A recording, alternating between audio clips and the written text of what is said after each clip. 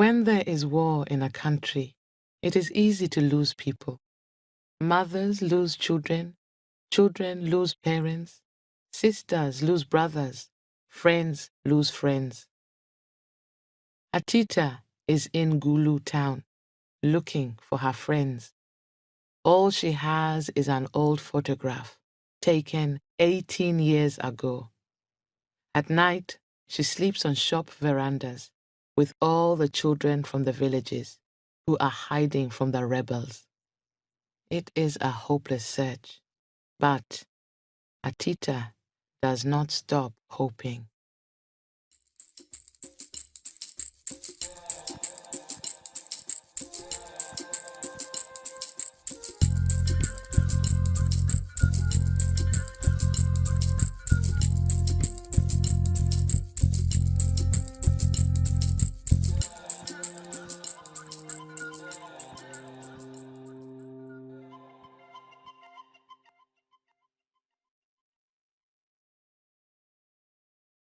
We're 5 of the 10 green bottles in the nursery rhyme that we sang all those years ago in 1985. 5 green bottles standing on the wall of life. 5 bright, smiling faces stare out of the old black and white photo.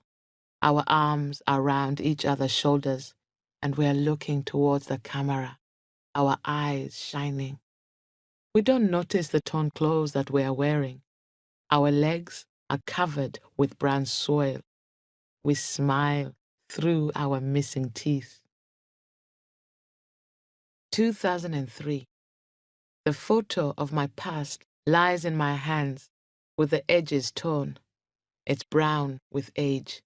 It doesn't shine in the light from the shop signpost above me. I pass the photo to Okema, who sits next to me with his legs crossed. There are a lot of us here, sitting on the floor of the shop veranda. A radio is playing loud music. I'm trying to explain to Okema why I've traveled back to Gulu town to search for the girls in the photo. We sit on the veranda because it's safer to spend the night in the town. The LRA rebels don't come to Gulu town. They only attack the villages. We talk quietly because we don't want to wake the other children who are sleeping. Okema and I are kept awake by the fear of the night. We talk to hold this fear back. In the distance, we hear gunshots from time to time. The faces in the photo are like strangers. I've been away too long. I'm not sure they'll recognize me when we meet. I begin to get an empty feeling inside me. Tears fill my eyes. Okema takes my hand and whispers, "It's all right to cry." Our eyes meet. I smile. My finger trembles as I pick out the faces. Leka stands close to me in the photo. She and I were born on the same day. We were more like sisters than friends. We had such fun together. She was the leader of the group and always had the craziest ideas. I wonder what she looks like now. Perhaps she's tall and beautiful. Why did you leave Gulu? Okema asks. I am not sure how to answer. We leave places because we need to start a new life. I left because my grandfather, Won Okech, died. I had lived in his house since my parents' death, and after his death, there was no one to take care of me. Then my mother's cousin, Min Komakech, appeared like a rain cloud and took me away to help with her children. I don't know. I lie. I quickly start talking about something else. How many children are left in your family? I'm the last of them, he says. That's why my mother makes sure I come to town every evening. I'm the only one in my family too, I say. We are two lonely stars. Sometimes I think this search is hopeless. So much has happened since I last saw my friends. Perhaps they have died, or the rebels have taken them away. But I know I have to find Leka. I know she needs me. All I have is this old photo, which no one recognizes. I spend my days under the sun, moving from place to place, but I get no answers. Okema is asleep. I'd like to sleep too, but I can't. Okema gives a frightened cry in his sleep. I know he has the same dream every night. In his dream, the rebels attack his home and take him away from his mother. That's what happened to all his brothers and sisters. And as they take him away, he can hear his mother's screams. He always wakes up then and finds me staring at him. I tell him that he's safe and that the rebels are only a bad dream. I pull him to me, put my arms around him, and start singing quietly. 10 green bottles standing on the wall. 10 green bottles standing on the wall. If one green bottle should accidentally fall. Soon he stops crying and goes to sleep again. I know he has slept on verandas in town for almost a year now, hiding from the rebels that attack the villages. When the sun rises, he'll run home to his mother, who sent him off to school. He's reading for his school-leaving examinations. I shall become president and end the war, he says when he's feeling hopeful. I want to see my mother smile again, he says when he's feeling miserable. I go on singing the nursery rhyme as I look at the photo. We are 5 of the 10 green bottles on the wall. And if one green bottle should accidentally fall, which of us fell first? Gulu Hospital. I'm shaking with excitement. Leka is here.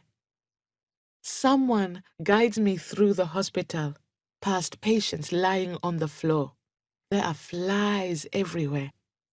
I pass a bed where a little girl lies, crying with pain. She has no legs. An older woman sits beside her and tries to keep off the flies. A landmine. The guide whispers to me. I stare straight ahead and try to walk faster. When we reach Leka's bed, I see that she's asleep. We stand silently and wait. The smiling child in the photo has become this poor, sick woman. A torn blue blanket covers her body. The sheet on the bed is brown with dirt. I have waited 4 weeks for this moment. I was hoping we would laugh and talk about old times together. I did not expect our meeting to be in a hospital.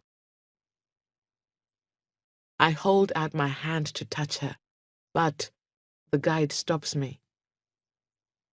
She's still sleeping, he says. I say nothing. I wait. Suddenly, Leka's eyes fly open. She stares at us with no expression. I smile at her. She continues to stare at me. Her thin face frightens me. Her skin is oily and wet. The heat is awful. Surely the blanket is too hot for her. I move closer. Leka? I whisper, holding her thin hand. I don't think she remembers me. It's me, Atita, I say. One Okechi's granddaughter, Atita. I'm close to her, but I can't reach her. She opens her mouth. Otu, one Okech Otu. She's right. One Okech is dead. He died over 10 years ago. No one could forget one Okech. I remember once I told him about a game that we had played with some older boys. We called it playing Mommy and Daddy. When one Okech heard that, he was very angry and beat the 5 of us girls very hard with his stick. We couldn't walk or sit for a week. My friends told me to keep my big mouth shut in future. Yes, one Okech is dead, I reply. I want to know what happened to the others. But Leica still doesn't seem to recognize me. The guide tells me it's time to leave. I want to stay, but he won't let me. I bend down and whisper into Leica's ear. Leica, please, remember Atita. That evening, on the shop veranda, Okema asks, Did you and she talk together? Did she remember you? No. Don't worry. I remember you. Look, I kept a sleeping place for you on the veranda. She said my one Okech was dead. So that means she remembers. No, I say coldly. She doesn't. I want her to remember me. I want her to remember Atita. I'm sorry, says Okema. Let's not talk about it. The other children are restless. Sometimes a figure passes by our veranda, or a dog runs past. But most of the time, the town square where we sit is empty. The townspeople are locked up in their homes. I stare ahead. Leica doesn't remember me. Leica doesn't remember Atita. Perhaps I have changed too much. I am a stranger to her. I am not the same Atita who she played with years ago. Time and distance have made us different people. It's the price that we have to pay in the game called life. I haven't found out why she's in Gulu Hospital. Perhaps a serious illness has made her forget everything. It's raining now, and a strong wind blows. Loud thunder sends Okema running to me. I hold him close to me. What is he afraid of? The rebels came when there was thunder, he tells me later. We stand because the veranda is so wet. One of the children starts singing. Min latindo, tedo, idiewo. My mother is cooking at night. I join in, happily. It's a song that Leica and I used to sing when we were young. Soon, we are all singing. The night is cold and wet, but the song helps us feel warm, and we are safe in town, away from the rebels.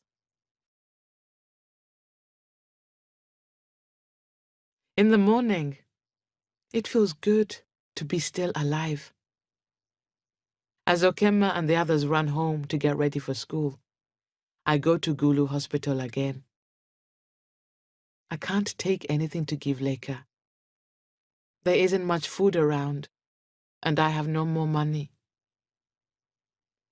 Today, as I sit beside her bed, I hold her hands and repeatedly tell her, I'm one Okeche's Atita. O2, one Okech O2, she replies. Yes, one Okech is dead, I say. She reaches out to feel my face. I hope that today she'll remember me. Her hands move over my face and stop at the scar under my chin.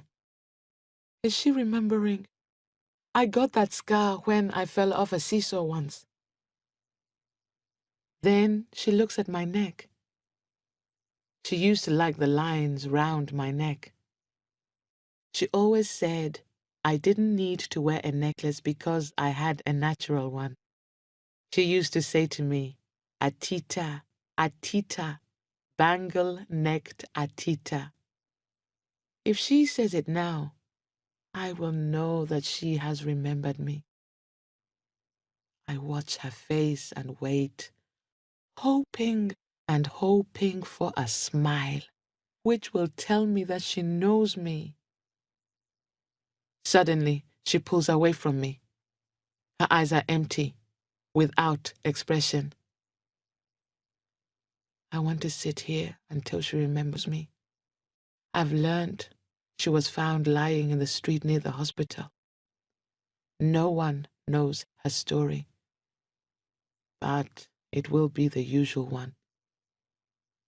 If she can remember the past and the good times, perhaps it will help her get better. She hasn't talked since she came here. Leka! I call. No answer. Nothing. I have something to show you, I say. I take out the photo and hold it before her eyes. I hold my breath, hoping she will remember. She stares at it. Do you remember? I point to the faces. See, you're here in the photo. I am beside you. Atita, see? There are the others. Oyela, Adomping, Lamwaka. I'm getting restless. Perhaps Leka will never remember anything. But I'm sure she can tell me about the others. 5 bright smiling faces in a photo. 5 green bottles standing on a wall. Which of us fell first? I come here every day. I have to help Leka. Each time I say, one Okech, she gives the same reply. O2, one Okech O2. Yes, one Okech O2. I repeat her words. But I'd like to tell her about my little friend, Okema, who wants to become president and end the war. No more sleeping on verandas to escape the rebels. A life when we can laugh and grow fat from being lazy. Okema wants to make that happen. Another evening on the veranda, Okema asks about Leka. She's fine, I say without looking at him. Nearly fine. You should leave Gulu, Okema says, and go back to your comfortable life, where you lived before.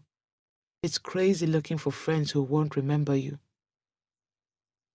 I spend the nights on the veranda because my friends lived like this, while I slept safe and warm. I am ashamed that I was not with them. The rain washes away the pain in my heart. I tell Okema he cannot understand why I visit Leka every day. A cameraman walks past and takes pictures of us. Okema spits at him. Why did you spit at him? I ask. He's making money out of our misery. Perhaps he's from the newspapers. You're new to this business of homelessness. Okema is right. I know nothing about this nightlife.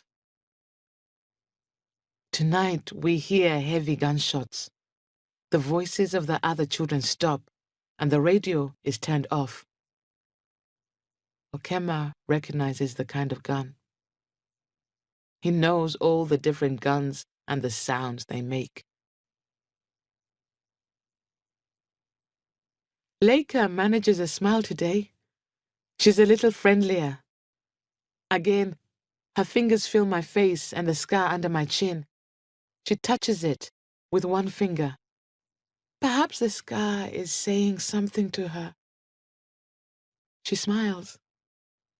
Atita, she whispers. Yes, Atita. One Okechi's Atita. I take her hand. Oh, two, one Okech, oh, two. I'm here, I whisper. Leica pulls away her hand and starts rocking on the bed. I look in her eyes and find myself traveling down a dirt road. Now I'm behind one Okechi's house. The five of us are standing under a mango tree, laughing. We have just made a seesaw. I sit on one end, then Leica jumps on the other. As the seesaw goes up, I fall off and my chin hits the ground. I scream in pain. Leica stops rocking. Her eyes are empty again. My heart is beating fast as I remember what happened that day. Okema sits on the veranda, studying. His examination is soon. I don't talk to him this evening. I let him read.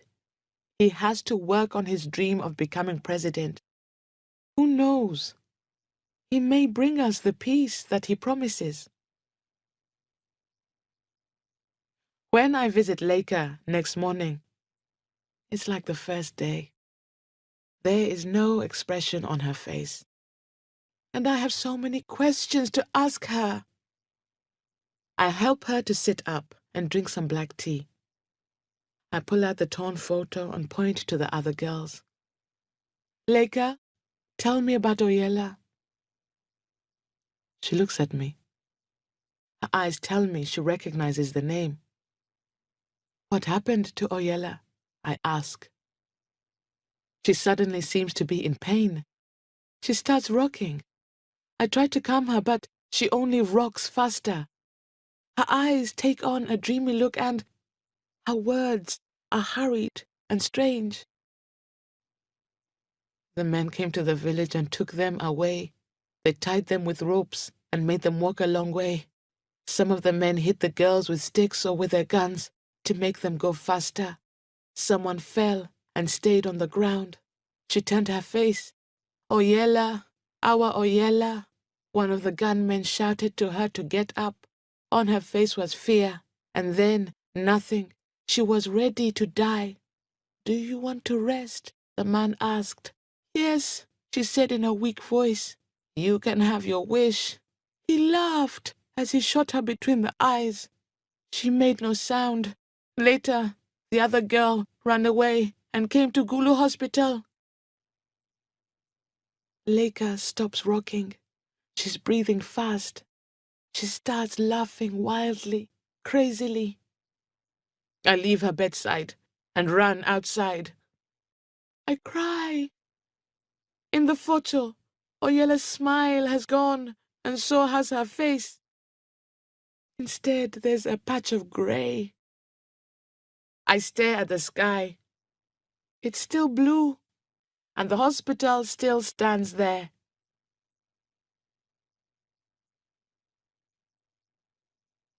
Oyela is dead, I tell Okema that evening. I'm sorry, he says, and holds my hand. We sit close together on the veranda. It's another cold, starry night. I look up at the sky and see a full moon. Perhaps the gods up there are looking down at us and laughing at our misery. One day this will end, Okema says. Yes, I say hopelessly.